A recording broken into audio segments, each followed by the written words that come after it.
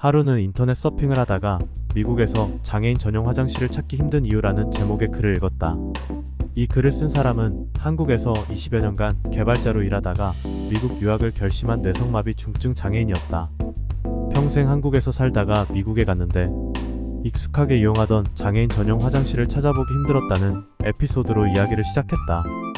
우리나라는 지하철 역사 공중화장실만 가도 장애인 전용 화장실이 있다. 일반 화장실과 입구가 아예 분리되어 있어서 줄을 서지 않아도 된다. 공간도 널찍해서 휠체어를 탄 사람도 무리 없이 드나들 수 있다. 반면 미국의 화장실은 장애인과 비장애인을 구분하는 화장실이 따로 없다. 여러 칸 중 하나를 휠체어가 들어갈 정도로 조금 더 크게 만들고 벽에 안전 손잡이를 설치한 것이 전부다. 세계 최고의 장애인 재활 및 복지 선진국이라 인정받는 미국에 장애인 전용 화장실이 거의 없다는 건 상당히 놀라웠다. 전용 화장실이 없으면 장애인들이 큰 불편을 겪지 않겠는가? 그런데 정작 글쓴이의 이야기는 달랐다. 휠체어가 없으면 움직일 수 없는 중증 장애인은 전용 공간을 보장하는 한국의 화장실보다 미국의 화장실에서 오히려 큰 감동을 받았다. 그는 장애인과 비장애인을 구분하지 않는 화장실에서 인간의 기본 권리를 차별 없이 보장받는 사회를 경험했고 큰 위로를 받았다. 이 사례는 전용 화장실이 장애인의 권리를 보장하는 것이라는 당연한 생각에 처음으로 의문을 갖게 했다. 만약 내가 휠체어에 앉은 장애인이라면 어떤 생각을 했을까?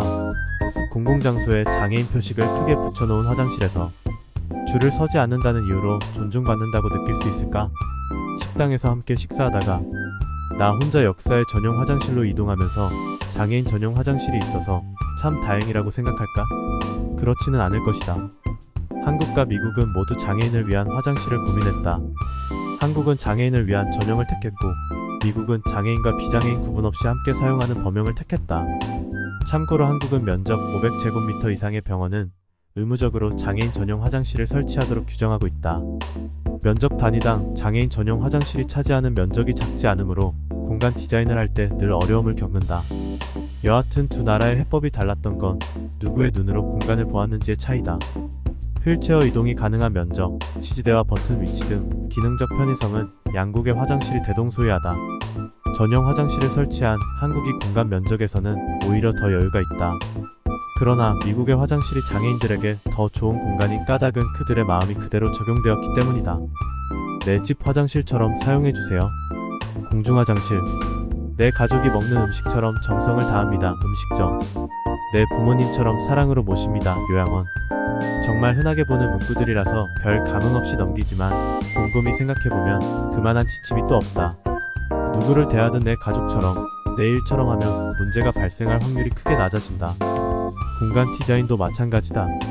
공간을 사용할 사람의 시각으로 보고 그 사람의 마음으로 생각하는 게 디자인의 시작이다. 주택을 디자인할 때는 가족 구성원의 입장이 되어보고 호텔을 디자인할 때는 투숙객의 입장으로 생각하고 병원을 디자인할 때는 환자 경험을 이해하고 디자인해야 사용자에게 온전히 마음이 전해진다.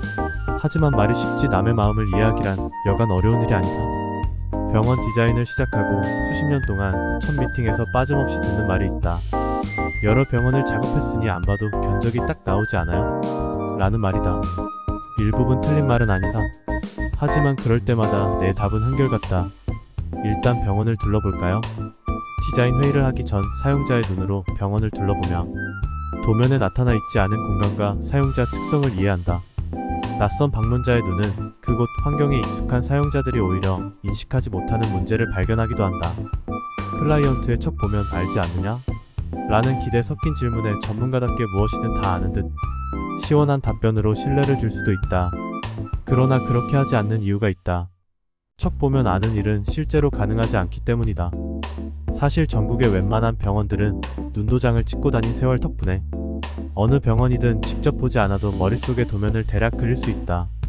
대부분 병원의 내부 공간은 구조와 형태가 비슷하다. 그러나 구조가 같다고 공간이 같은 건 아니다. 가령 아파트는 똑같은 구조로 설계되지만 누가 사느냐에 따라 같은 공간도 크게 달라진다. 공간은 물리적 구조가 아니라 그 공간만의 콘텐츠, 즉 사람들의 스토리를 알아야 제대로 이해할 수 있다. 사람이 중심인 디자인을 설명할 때 자주 소개되는 사례가 있다. 1950년대 덴마크의 어느 작은 도시의 공공 수영장에서 있었던 일이다. 지역의 남녀노소 모두에게 인기가 높은 수영장이 언제부턴가 이용객이 급격하게 줄기 시작했다. 공무원들이 직접 수영장을 실사하여 깨진 유리창과 낡은 샤워장 등 낙후된 시설을 원인으로 판단했다. 지자체는 건축가에게 리모델링 디자인을 의뢰했다. 그런데 몇 주 후 건축가는 전혀 다른 답을 내놓았다. 이용객 수가 감소한 이유는 낡은 시설 때문이 아니라 갑자기 바뀐 버스 스케줄 때문이라는 것이다. 정각에 오던 버스의 도착 시간이 15분 늦어지면서 출근 전 30분 또는 퇴근 후 30분 수영장을 찾던 주민들이 출근 전 15분 더 일찍 집을 나서거나 퇴근 후 15분만 수영해야 하는 상황이 되었다. 수영장 이용률이 떨어질 수밖에 없었다. 건축가는 지자체의 새로운 시설보다 먼저 버스 시간표를 되돌릴 것을 제안했다. 여기서 공무원과 건축가의 차이는 사용자에 대한 이해 여부에 있었다. 건축가는 직접 주민들을 만나 대화하면서 아침 저녁에 고작 15분에 불과한 짧은 시간이 바쁜 주민들에게 얼마나 중요한지 공감했다. 사람들이 흔히 하는 실수 중 하나가 아는 것과 안다고 생각하는 것을 착각하는 것이다. 이 둘의 차이는 매우 크다. 수영장의 낡은 시설을 보고 어휴, 이러니 사람들이 오질 않지?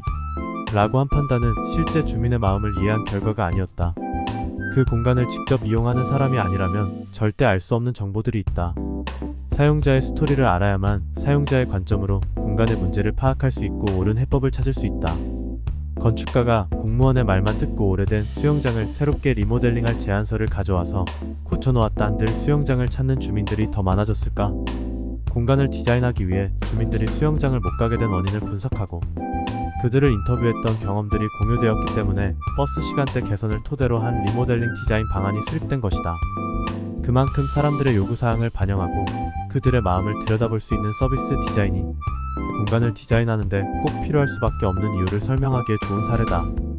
모든 공간은 저마다의 사용자가 존재하기 때문에 똑같은 매뉴얼로 만들 수 없다. 어떤 공간이 좋은 공간이고 어떻게 해야 회복과 치유의 환경이 완성되는가는 그 공간에서 살고 일하고 머무는 사람들의 경험으로 결정된다.